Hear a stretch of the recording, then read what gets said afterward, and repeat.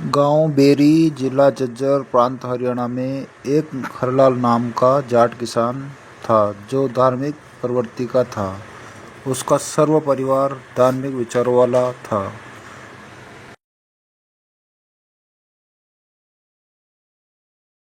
श्री हरलाल जाट जी बैलगाड़ी के द्वारा व्यापारियों का सामान एक मंडी से दूसरी मंडी में किराए पर लाता ले जाता था। जैसे वर्तमान में ट्रक, ट्रैक्टर आदि से भाड़े पर माल एक मंडी से दूसरी मंडी लाते ले जाते हैं। भगवा वेश में एक व्यक्ति गांव बेरी की चौपाल में रुका। उसने कुछ दिनों सत्संग किया। सत्संग सुनने श्री हरलाल जी भी जाते थे।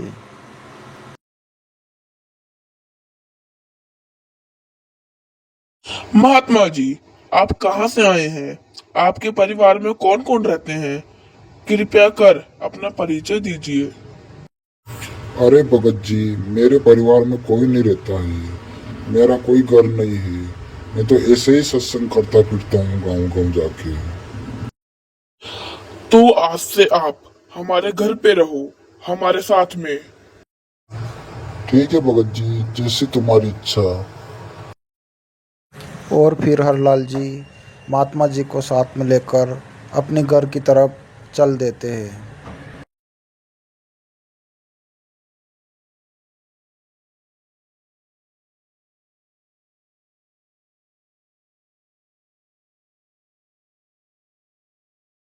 अरे भाग्यवान, सुनो, आज से यहाँ महात्मा हमारे साथ ही रहेंगे। इनके खाने पीने का इंतजाम कर देना। हाँ ठीक है जी, इसी बहाने मुझे भी सेवा का अवसर मिल जाएगा। और फिर हरलाल जी और महात्मा जी दोनों खाना खाने लग गए। हे महात्मा जी, आज से आप यहीं पर रहिए, इसे अपना ही घर समझिए और हमें भी सेवा का अवसर दीजिए। हम आपके खाने पीने की व्यवस्था समय समय पर कर देंगे। आप अपना भजन करिए। ठीक है भगत जी, जैसी तुम्हारी इच्छा। आज से मैं यहीं पर रहूंगा तुम्हारे साथ में, और यहीं पर अपना भजन करूंगा।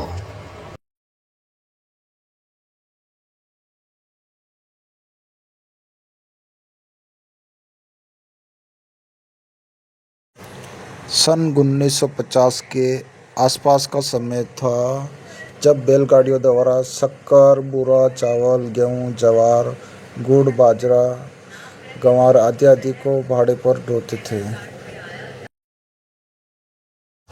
एक दिन श्री हरलाल जी जब नजफगढ़ की मंडी से बोरियां भरकर आ रहे थे, तब उनका बैल रास्ते में ही बैठ जाता है।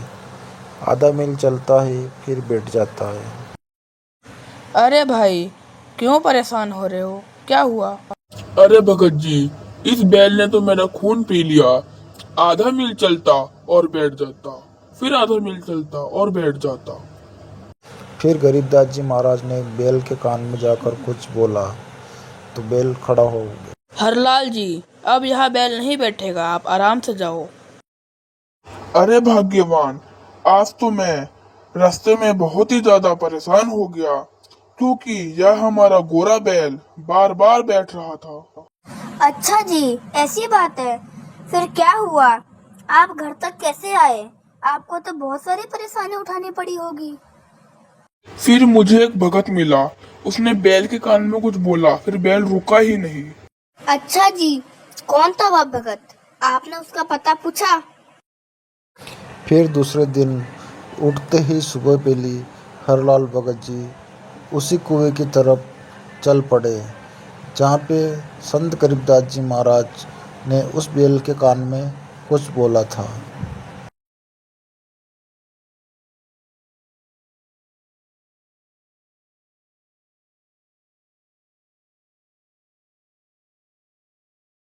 आइए हरलाल जी, कैसे आना हुआ? आप उसी बैल के बारे में पूछने आए हो जिसके कान में मैंने कुछ बोला था। अरे भगत जी, आप कौन हो? आपने उस गोरे बैल के कान में क्या बोला था, जिससे वह गोरा बैल तो काले बैल से भी तेज चलने लग गया? यह गोरा बैल कोई और नहीं, वही साधु है जो आपके घर में रहता था। उसने जितना खाया अब उसको उतना भुगतना ही पड़ेगा। हे संत जी, मुझे दास को भी नाम दीक्षा दीजिए ताकि मेरा भी कल्याण हो सके और मेरा भी मोक्ष हो जाए। फिर संत गरीबदास जी महाराज ने श्री हरलाल जी को नाम दीक्षा दी और मोक्ष का रास्ता बताया।